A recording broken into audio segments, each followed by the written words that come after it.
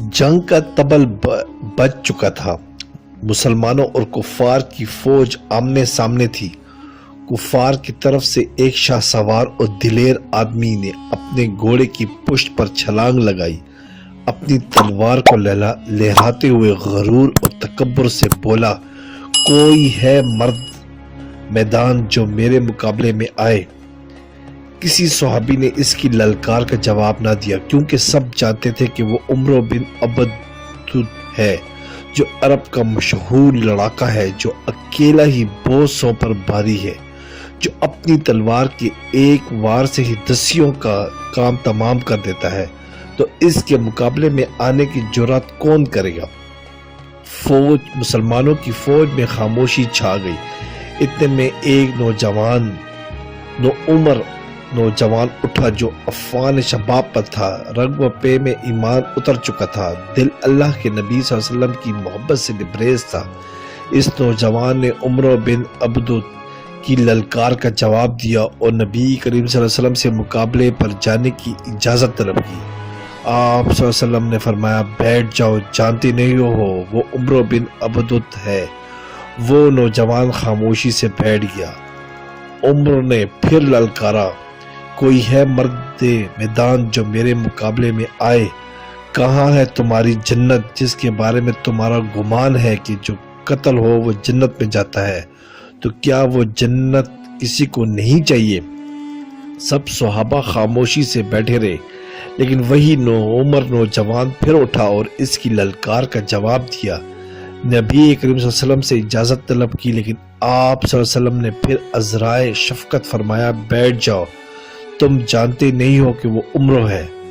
آپ صلی اللہ علیہ وسلم چاہتے تھے کہ اس لڑاکے کے مقابلے میں اس نوعمر لڑکے کی بجائے کوئی تجربہ کار آدمی جائے۔ عمرو بن عبد مسلمانوں کا مذاق اڑانے لگا اور یہ شعر پڑھنے لگا، ان کو پکار پکار کر میرا گلا بیٹھ گیا ہے کہ ہے کوئی جو مقابلے میں آئے۔ جب میں میدان میں کھڑا ہوتا ہوں تو ان کے بہادر بھی بزدل ہو جاتے ہیں۔ عمرو بن عبد نے جب یہ دل دہلا دینے والے کلمات کہے تو اس نوجوان سے برداشت نہ ہوا اور وہ بھاگ کر نبی کریم صلی اللہ علیہ وسلم کی خدمت میں حاضر ہوا اور اجازت طلب کی۔ نبی کریم صلی اللہ علیہ وسلم نے پھر فرمایا، وہ عمرو ہے۔ اس پر اس نوجوان نے کہا کہ عمرو ہی کیوں نہ ہو، مجھے اپنے اللہ پر توکل ہے۔ تو نبی کریم صلی اللہ علیہ وسلم نے اجازت دی تھی۔ نوجوان نے اپنی تلوار لی اور گھوڑے پر سوار ہو کر عمرو بن عبد کے سامنے پہنچ گیا۔ عمرو نے پوچھا، اے لڑکے تو کون ہے؟ اس نے جواب دیا، میں فلاں ابن فلاں ہوں۔ عمرو نے کہا، اے بھتیجے، تمہارے بڑے کہاں ہیں جو عمر میں تم سے بڑے ہو؟ میں تمہارا خون بہانا پسند نہیں کرتا۔ اس نوجوان نے کہا، میں تمہیں دو باتوں کی طرف بلاتا ہوں، یا تو اسلام قبول کر لو یا مجھ سے لڑنے کے لیے تیار ہو جاؤ۔ عمرو نے کہا کہ اسلام کی مجھے کوئی ضرورت نہیں، اور اپنی تلوار نکال کر اس نوجوان پر حملہ کر دیا۔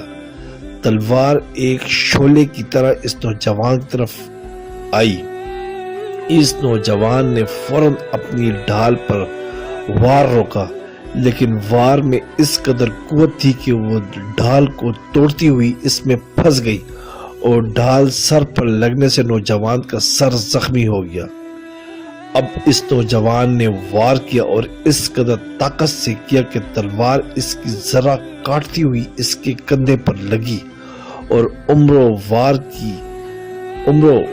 کی قوت کی وجہ سے خون میں لت پت ہو کر گھوڑے سے گر گیا۔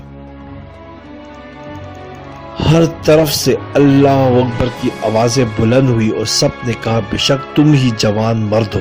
جانتے ہیں یہ نوجوان کون تھا؟